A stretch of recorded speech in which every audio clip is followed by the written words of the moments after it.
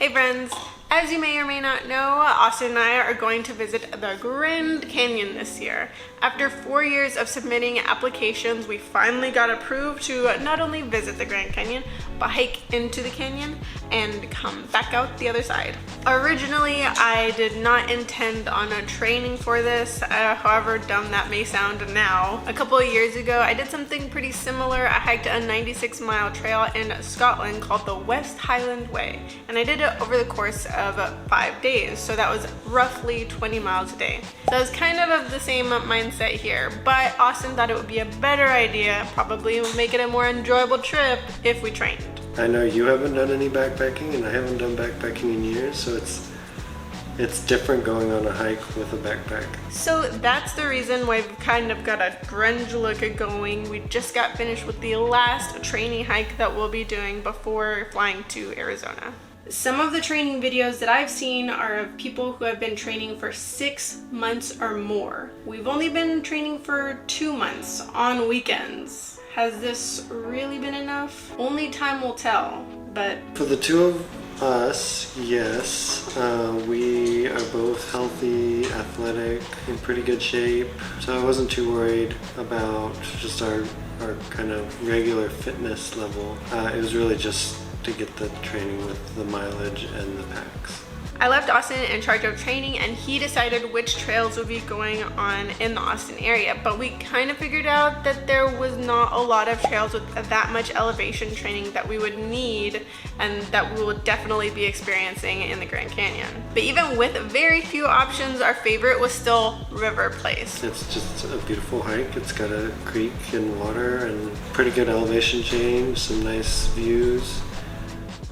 Some of the other trails that we hiked were San Gabriel River Trail, which has a beautiful cliffside view of a really blue-green lake for the first part of the trail. The full loop is almost 27 miles, but I think many people do just the first bit with the lake view because it was pretty crowded in the beginning. However, it did get less crowded. We did a 10-mile out and back to train for our long day in the canyon, which will be at 12 miles. We also hiked Mount Lakeway, which followed some power lines up a giant hill. Although it was not well marked, it did have a couple funny signs.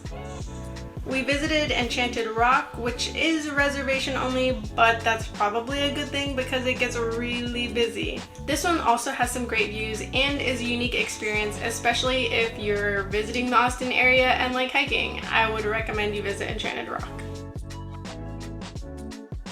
Of course, we had to go to a couple of greenbelt hikes. If you're familiar with the Austin area, you will know that there are so many greenbelt trails to choose from. The two trails that we hiked were very similar, really lush, very green. I really liked these trails because despite being in the middle of the city, you really can't hear the traffic. We ended up doing the Violet Crown Trail where there are a lot of people rock climbing, and also the Greenbelt Loop Trail. The Loop Trail was kind of weird because at some point we were basically in people's backyards with dogs barking at us, but it was also beautiful. Throughout most of the training, we carried our packs, which should be no more than 20% of our weight, and most of that weight, I felt like, was water. I also learned how much water we'll need to drink. It is a lot of water and it's very heavy, but the good thing is the more we drink, the lighter it'll get. Yay! Especially with a backpack on, I would much rather get the hike completed so that I could take the pack off and be comfortable again, and then go and be able to do whatever I want to do. Whereas Mallory would much rather take a lot of pictures and take her time, her sweet, sweet time.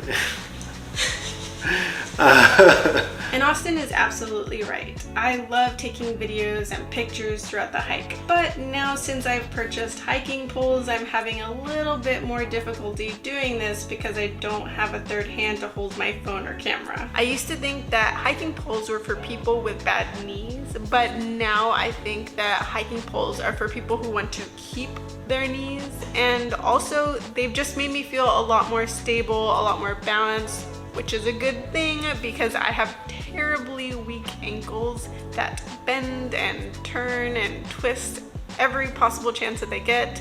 Very unfortunate. Over the course of all of this training, I've learned a couple things like how much I value moleskin.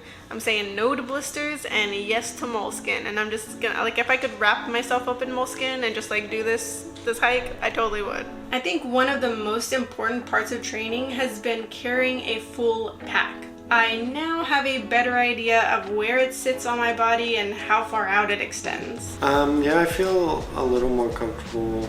I wouldn't say it's like an extension of my body yet, but like I definitely, you know, when we first started hiking and wearing them, definitely was like banging around, running into things. It's becoming a part of me. We're becoming one. What's like the fusion? Another thing that I've learned is that at the end of each day, we're going to be gross and sweaty and gross. This is going to be my first backpacking trip, and I'm still not quite comfortable with the idea of not taking a shower for 3 days. So yeah, I think that is going to be the most difficult part for me.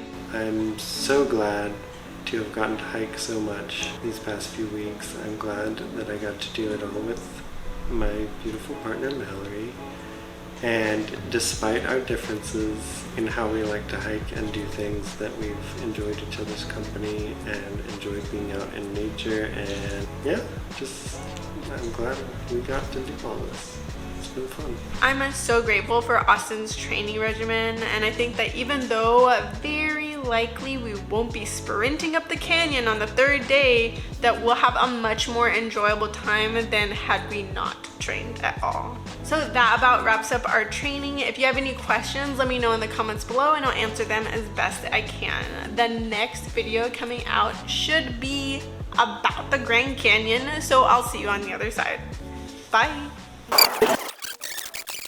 After actually having done the Grand Canyon, in retrospect, I probably would have done a lot more cardio, whether that be rowing or running or tennis, but probably not running, let's be honest. I probably also would have tried to wear my hiking boots pretty much daily in the weeks leading up to the Grand Canyon. I did this for my Iceland trip because I knew that I would be hiking a bunch, but I didn't do it for this trip for some reason, and oh, the regrets. All that's to say is that I still would have done all of these trails, but also some cardio and lots of walking in the hiking boots too.